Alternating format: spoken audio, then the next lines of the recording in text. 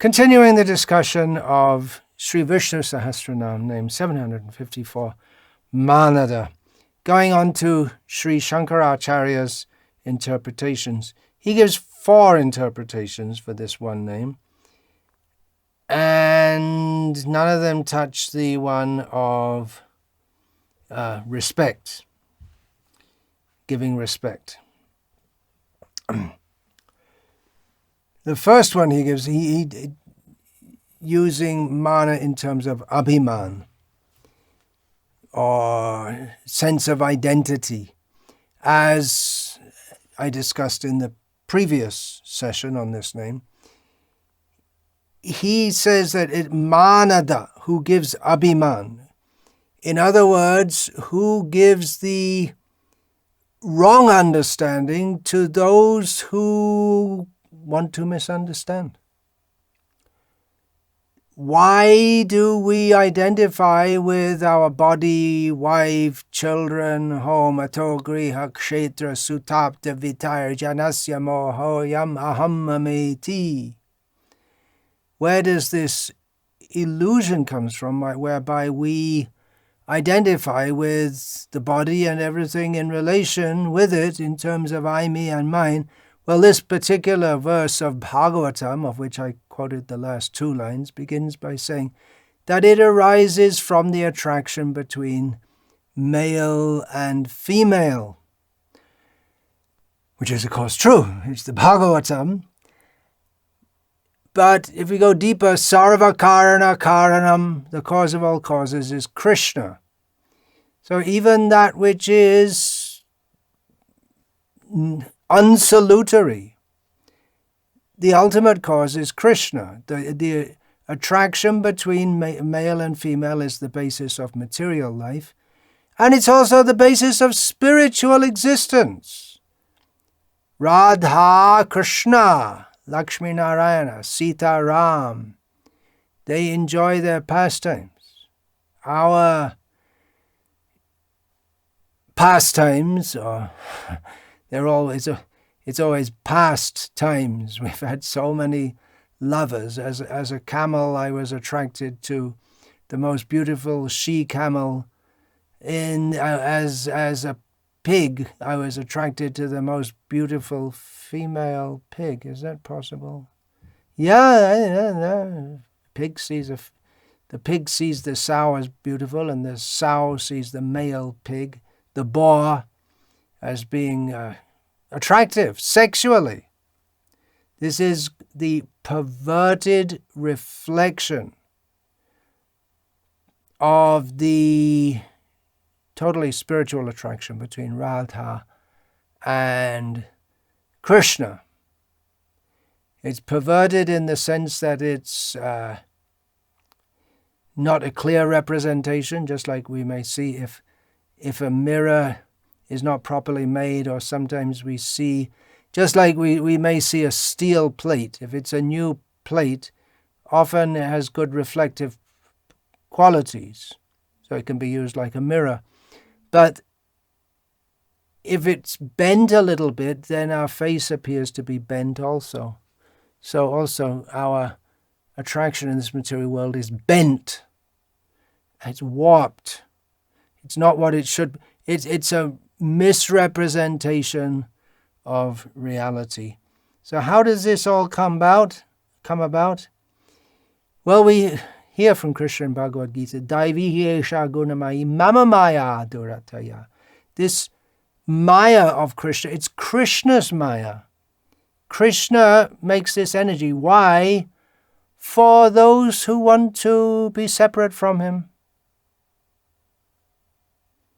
And they be separate from him by considering themselves in terms of the body and everything in relationship with it. So this Shankara very rightly says is given by Lord Vishnu. Then another meaning, he says, he confers rewards on his devotees, or he gives, that's the English interpretation here, but it fits with the If we see the Sanskrit, Bhaktanam manam satkaram dadati itiva. Another meaning, Shankara says, is that he gives honor and he sees that his devotees are honored and respected. So that's already discussed previously. And then those who are unrighteous, adharmishta. Shankara used the word adharmishta. By the agency of Vishnu, or by his desire, such persons, it's not manam dadati, as in the manam satkaram dadati, as in the case of the devotees, but it's manam satkaram dyati khandayati. He breaks it. He breaks or destroys the whatever good name and fame the persons who are not committed to dharma enjoy. We hear in Mahabharata, Srila Prabhupada, he quoted this, saying that kirtir yasya sajivati. One who is famous continues to lives in the minds of others. Kirtir yasya sajivati. I often wondered where this quote was from. Recently I was going through Mahabharata and I found it. It's Karna spoke this when Suryadev, his father, warned Karna that Indra is going to come in the guise of a Brahmana and beg from you the armor that you were born with. Don't give it to him. But Karna, he said, yeah, well, if he comes, I'll give it to him anyway, because kirtir yasya sajivati. Karna has a reputation as a greatly charitable person, and he wants that reputation to continue. That he'd given his vow he won't refuse anything to anyone who comes to him. And Indra thought, okay, here's my chance. I'll go and get his armor from him. Another meaning that Sri Shankaracharya gives for Manada, just as it's the opposite of the one that he gives, the wrong abhiman, the wrong conception of, or the wrong understanding of who they are to the non-devotees. So in a similar way, Vishnu gives the right understanding of who they are to the devotees, or Shankara, he doesn't use the word devotee much. He used the word tattvavit here, one who knows the truth, or of course, Shankara's philosophy is based on Vedanta Sutras.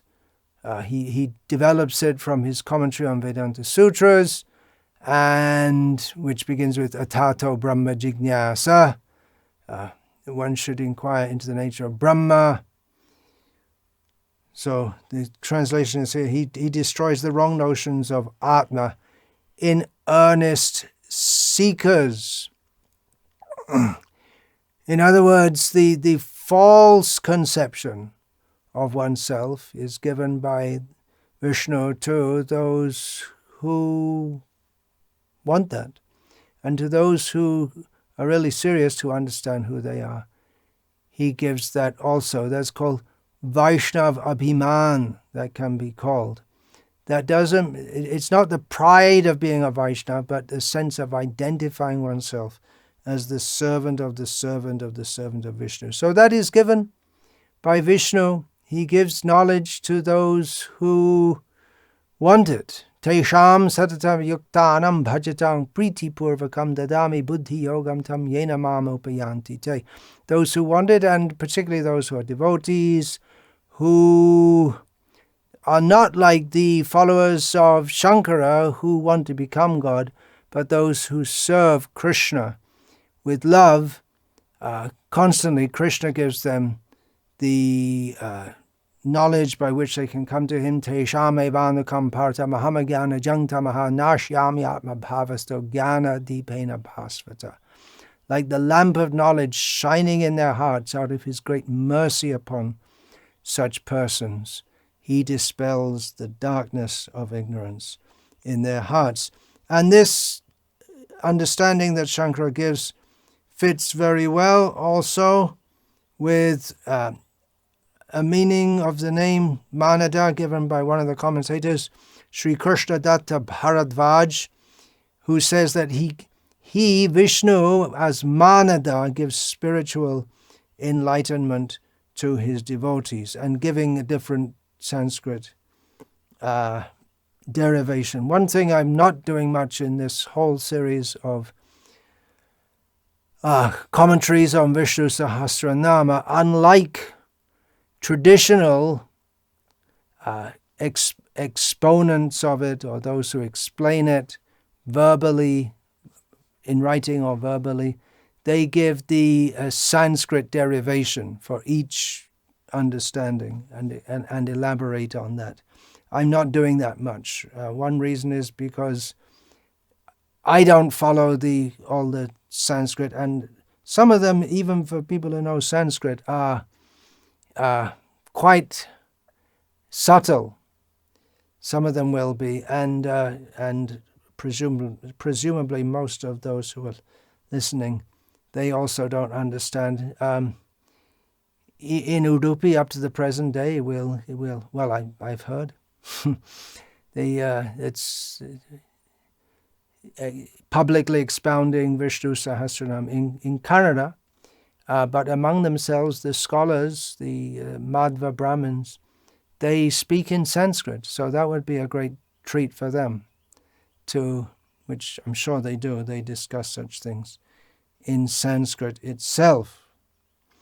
Another meaning, this is actually coming from the Madhva Sampradaya in the commentary published by the Madhva Sampradaya. Another meaning is, it's given in the Sanskrit, Maryada Pravartako iti Manadaha. The translation they give is, Vishnu is called Manada because he paves the way to all for respect and the pathway to do so. And then they quote from Gita chapter 3:23. But actually the term they use, Maryada Pravartaka, which in simple English can be translated, because I'm not entirely ignorant of Sanskrit vocabulary at least, is that he is the one who establishes what is proper. And then the Gita verse supports this. Yadi hi ahang navarte yang jatu karmanya tandritaha mamavatmanu vartante manusha pata sarvashaha. Krishna says, if I were not to act in this world and act as if expected of him, or to do his duty, he doesn't have any duty, but he does so anyway, then others would follow him and not do their duties. So he establishes, Vishnu, by maintaining the world, establishes what is to be done and how things work, and others are to follow him. So that's another meaning of the name Manada. And that brings us into another meaning given by Satyadeva Vasishta, which I find to be particularly fascinating and unique so far. Mana means measure. That's also a common meaning of the word mana. So, but no one else has explored this in their commentaries before. Satyadeva Vasishta, a recent commentator, did so. So he who gives a Manada, Satyadeva Vasishta says, he who gives a measure and dimension to everything in the universe. In other words, what we see in the universe, everything has its shape and form and function, from the tiniest microscopic or subatomic entity up to the planets and the galaxies and whatever there may be. Everything is given form by him. And everything is given its function by him also. The crocodile has the form of a crocodile, which is suitable for acting according to the mentality of a crocodile. Humans are very complex. But still, how they get food, the human psychology, it tends to be similar. And it's not that all animals have the same psychology either. We find even among chickens, we find there are differences in their personality if we live with chickens, or definitely with cows. Different cows have their personality. Cows and bulls are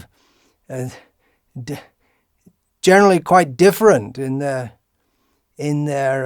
mentality. Okay, you get very aggressive bulls, and you get very mild bulls also. So the bulls that wander around the Indian cities, or at least used to before India became modernized, they're pretty peaceful fellows, not non-castrated bulls.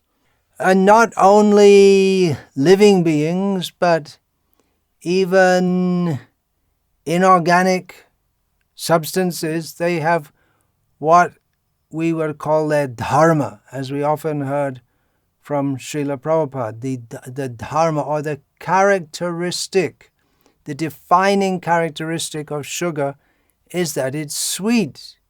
The defining characteristic of chili is that it's hot, pungent. If it's not even slightly hot, of course, talking about Udupi, you do get in Udupi chilies which are only slightly hot, but still they're hot. They're definitely not cooling.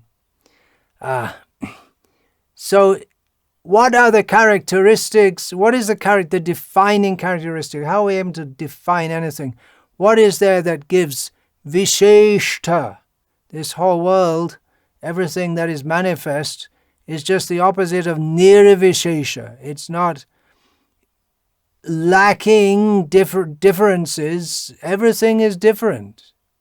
How is that? That difference-ness is given by the Supreme Personality of Godhead, Vishnu, who loves variety. One reason why this Nirvishesha philosophy is insulting to Vishnu is that he made it like that because he likes it like that, and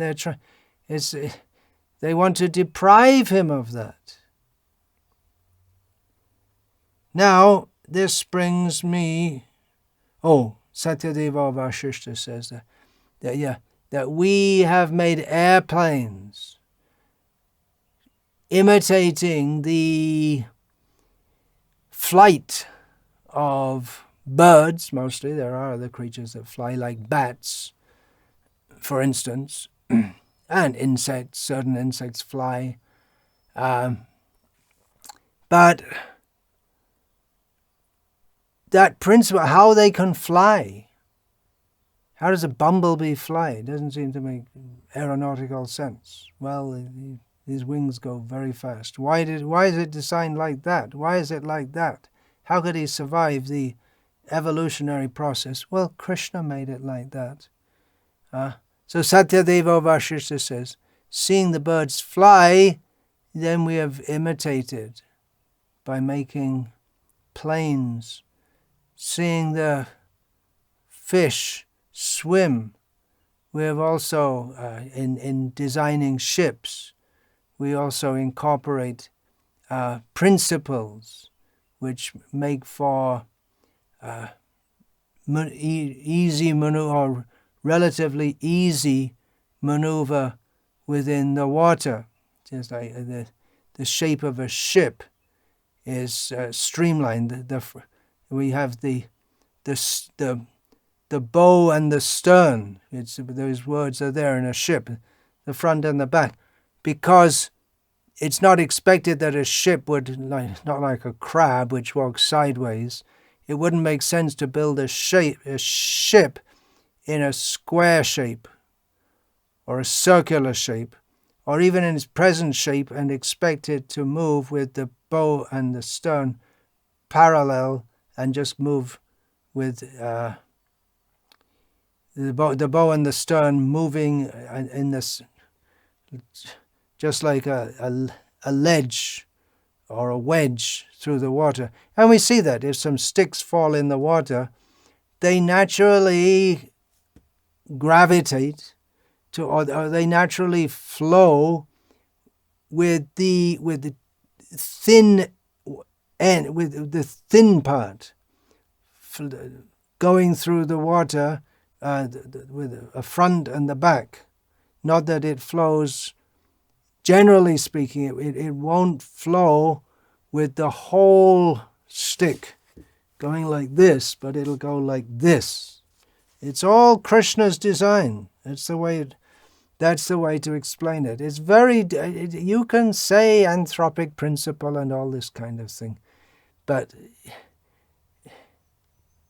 well, at least for me and billions of others, it's hard to imagine that it all just comes into being out of nothing, or actually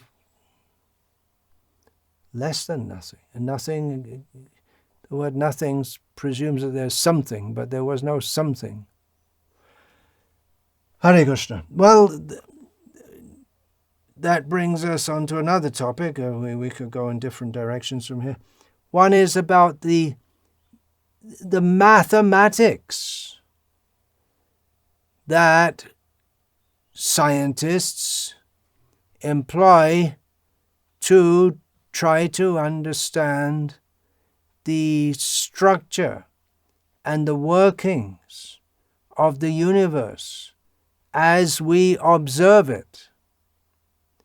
As we observe it means we're tiny little beings on a tiny little planet, and we have a tiny lifespan, and we try to understand. And mathematics is absolutely inseparable from physics, which is considered the basis of other sciences, because science deals with various energies. When we come to chemistry, to understand how the atoms exist and form into molecules, and different molecules interact with each other, we have to come down to the subatomic level. It's the molecules are formed by interaction of just like a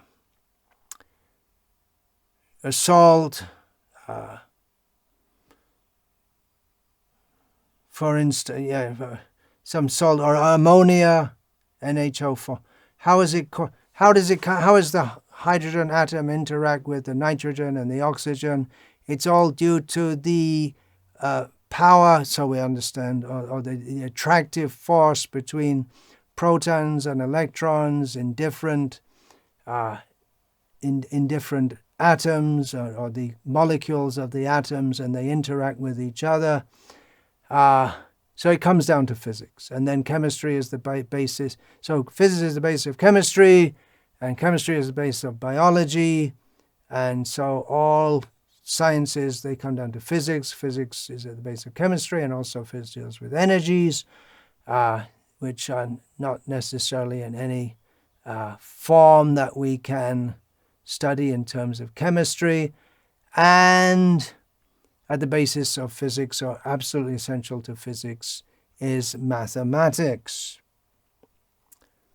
And even in biology, the mathematics, without getting into microbiology, mathematics can be used in some field in statistics, and then when we come to the social sciences, statistics, which is of course a branch of mathematics, is also essential. Mathematics has much contributed to the scientific endeavor of understanding the universe. Originally, science was conceived of, what am I going to say next? Well, it could be hundreds of things saying that science was conceived of, but I would say observing natural phenomena and trying to explain them, and in explaining them, mathematical formulae were often employed, but coming to a different level, mathematical formulae are applied to what is known to predict the unknown, and it has been successful in predicting the existence of radio waves, the atom, the planet Neptune, if you want to take Neptune as a planet, Higgs boson. They were predicted by cosmologists, physicists, and by studying the mathematical patterns. Now, I don't understand the math behind it or the physics behind it. I'm just saying what I have heard and I believe to be true. I know no reason to disbelieve it. In other words, it seems mathematics is tremendously integrated with nature. Although we can't say it is nature. Well, there is someone. There's a Swedish-American scientist who thinks that everything is mathematics. Tech, his name is. Interesting name. Huh? Tech sounds. In Swedish, tuck. In Swedish, you say tuck. Yes.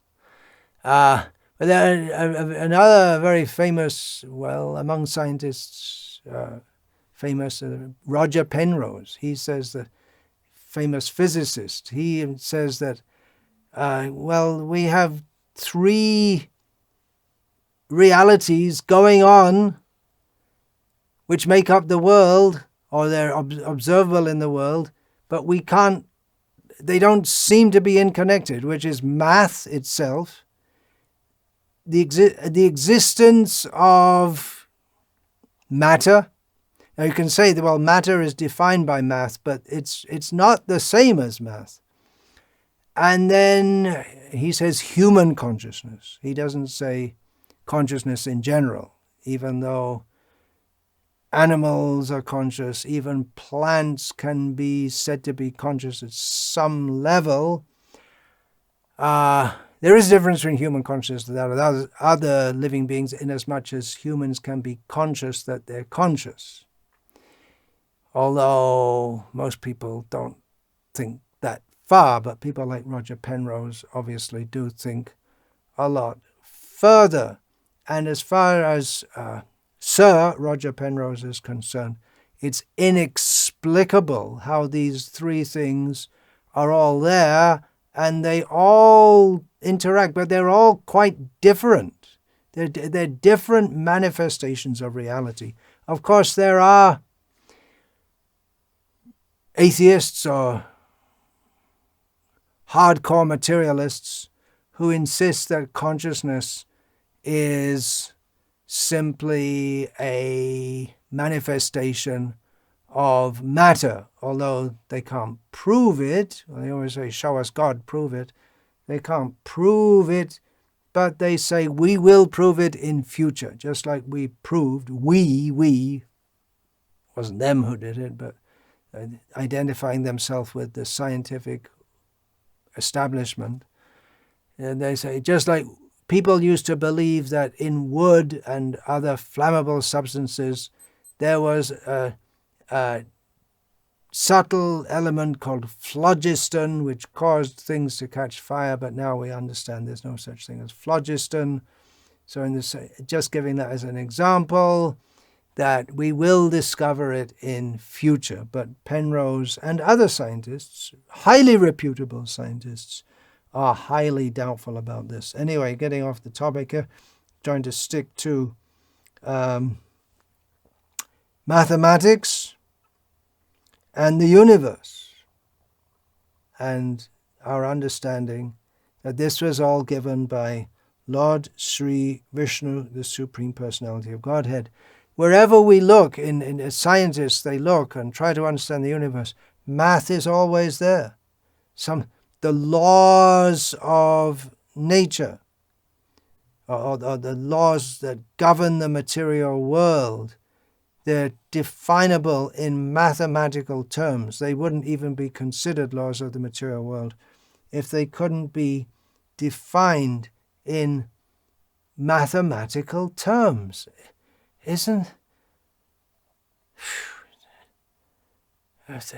That seems metaphysical in itself, doesn't it? Well, I'll get onto that now. Well, first I'll go way back to Galileo, who said that our universe is a grand book written in the language of mathematics. So let's fast forward from Galileo through a few centuries of eminent scientists to 1960, when a physicist at Princeton named Eugene Wigner, he later was awarded the Nobel Prize, not for saying this, but he asked, why is it that the natural world always, so far as we know, obeys laws of mathematics? Well, it's a written quote, so let me read it. The enormous usefulness of mathematics in the natural sciences is something bordering on the mysterious, and there is no rational explanation for it. And Wigner went on to say that, well, this points to God, doesn't it? Although there are those who are rabidly atheistic, say it doesn't point to God. What do you mean, God? Well, here are a few more quotes from eminent intellectuals and scientists and mathematicians who have studied all these things. I haven't studied. What do I know about math? I dropped out of school at age 17. I did do an A-level in pure maths and statistics, but that was a long time ago, and it doesn't bring me anywhere near the level of a Princeton physicist like Eugene Wigner. Okay, here's a quote from another Princeton professor. This goes way back to 1973, but Remo J. Ruffini, not nearly as well known as Wigner.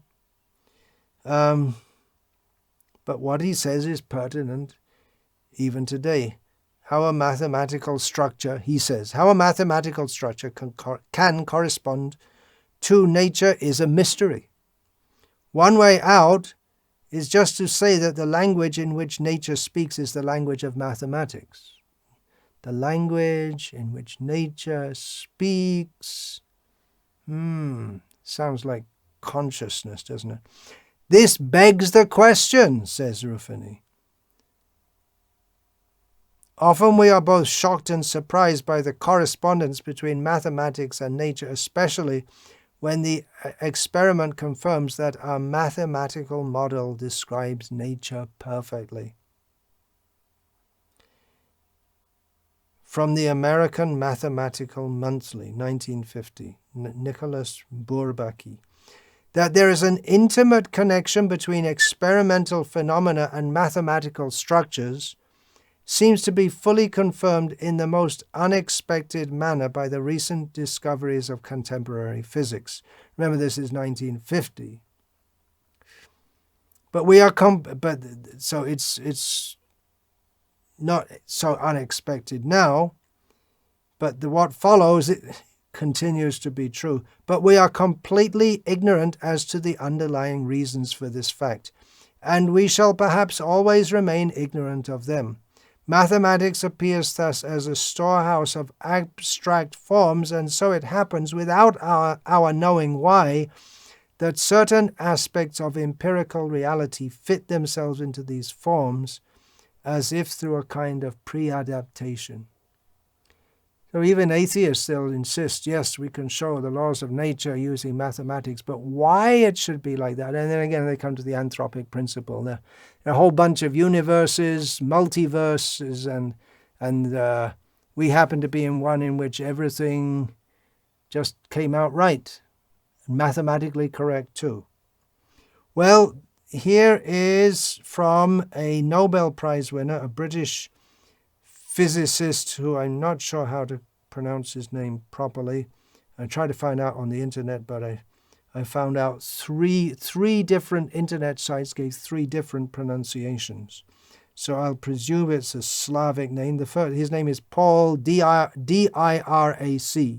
The Paul part isn't difficult, and I'll presume the second part is a Slavic name and say it's Dirac, although he's British. Hare Krishna. Anyway, he died fairly recently in 1984. He was a Nobel Prize winner and a physicist, in other words, a reputed scientist. And he stated, mathematics is not the means of denying the idea of God's pre-established world in order to play God and create our own cosmos, but rather is a means whereby we can think God's thoughts after Him. It is a means toward furthering our knowledge of God's creation and toward establishing our dominion over it under God. The issue in mathematics today is root and branch, a religious one. That's a very Christian-influenced statement from a scientist. Furthering our knowledge of God's creation and towards establishing our dominion over it under God. From our theistic tradition, we don't try to establish our dominion, but our servitude and interaction with all the rest of the creation under God. Anyway, just to show that despite the heavily atheistic propaganda out there, mathematics can be seen as a sign of God, or an indication that there is God, and it remains a fact that we won't find God through mathematics because He is transcendental to what we can discover simply by the exercise of our minds. However, for those of us who count ourselves as fortunate to be theists, we see the hand of God in creating, maintaining, and regulating this world in a manner that can be analyzed mathematically. That's the way He did it, and for those with the eyes to see, He shows Himself through that. And for those who don't want to see, for them, the study of the universe shows there's no God. So, via mathematics, He makes the theists more faithful. Oh, how wonderful He has done that. And the atheists more proud. You see, now we understand so much. What do we need God for? And the theists, the more they study, they see, oh, we know so little. Definitely there's the hand of God. We are reminded of the story of Narad Muni meeting the cobbler and the brahmana on the way to Vaikuntha. So there are limits of mathematics, and that's proven by mathematics itself. There are limits of mathematics. That we'll never, there will always be contradictions in mathematics. That was shown by one of the greatest mathematicians of the 20th century, Gödel. A lot of these are Germanic names, right? A lot of the big people in science and philosophy, Germanic or from German culture background. If you think of Einstein, and we just said Wigner and Gödel, and then we have Karl Popper and Wittgenstein. We have Werner von Braun, and so many from Germanic background. Intelligent people, German. God made them like that. So, mathematics can be fascinating. I can remember back when we were just although generally what we learn in school is not very enlivening, but just a little glimpse at that very rudimentary stage, you can see it can be quite fascinating. It seems that Krishna himself, he takes pleasure in that. The mathematicians, they take pleasure in mathematics and finding out so many amazing things through mathematics, not just about the universe, but in mathematics itself. So they're getting pleasure from it. Well, where does that derive from? Everything derives from Krishna. Ultimately, he also takes pleasure in that. Why not? Why, if the mathematicians can enjoy themselves with mathematics, and Krishna does also.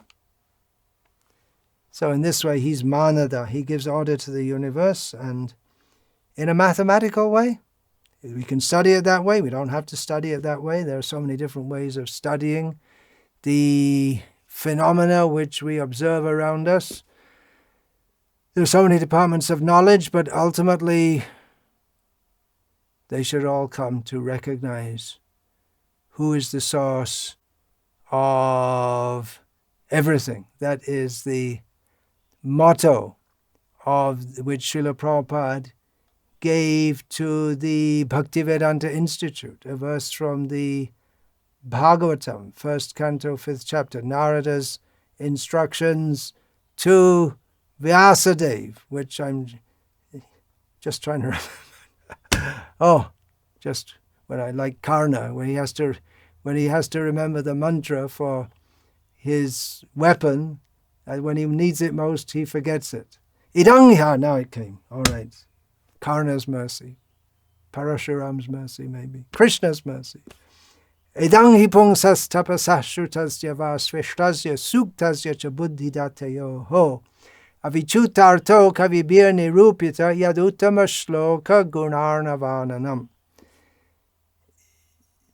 That all advances or studies, austerities, philosophy, science, mathematics, I'm extrapolating a little beyond the original verse, all of that can be brought to perfection, say those who have achieved the perfection of intellectualism, kavibir nirupita, they have ascertained, that can all be brought to perfection by using all this study and all these intellectual discoveries, what we call discovery, although God knows everything from the beginning, can use it all in glorifying Him, who is anyway glorified in the best of verses by people who are already there, who didn't have to go through this laborious process of studying life after life, and then they finally come to the right conclusion.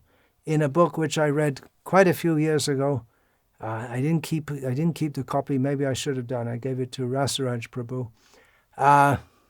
There was a quote which went something like this, that after decades and centuries of studying and discovering and wondering and inquiring, the scientists finally haul themselves up to the peak of the mountain, the huge, difficult mountain of intellectual pursuit. They haul themselves up onto the plateau at the top. And there they find the theologians who have been waiting for them for such a long time. Bahunam janmanamante gyanavan mam prapadyate vasudeva sarvamiti samahatma sudurlabhaha. After many births and deaths, someone who is trying to find out God, trying to find out the ultimate truth by their own or even a prescribed intellectual method, they can finally understand Krishna is everything, and then they surrender to Him. They're the laws of nature I am also under the laws of nature. There's the lawgiver. Let me bow down to him. That is the perfection of science, of mathematics, of philosophy, of existence.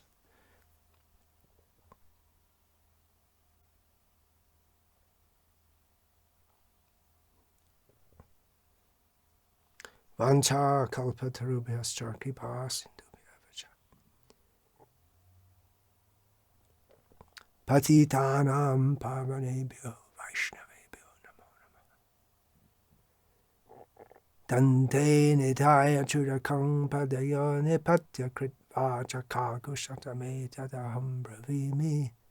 Hey sadhava sakala eva vihaya durat Gauranga Chandra Charane Kurutanuragaha Parivadatu Jano Yata Tatava Nanumokaro Navayang Vicharayamaha Hari Rasa Madira Madati Mata Bhuvi Vilutama Nartama Nirvishama Hare Krishna, Krishna Krishna, Hare Hare, Hare Rama, Rama Rama, Hare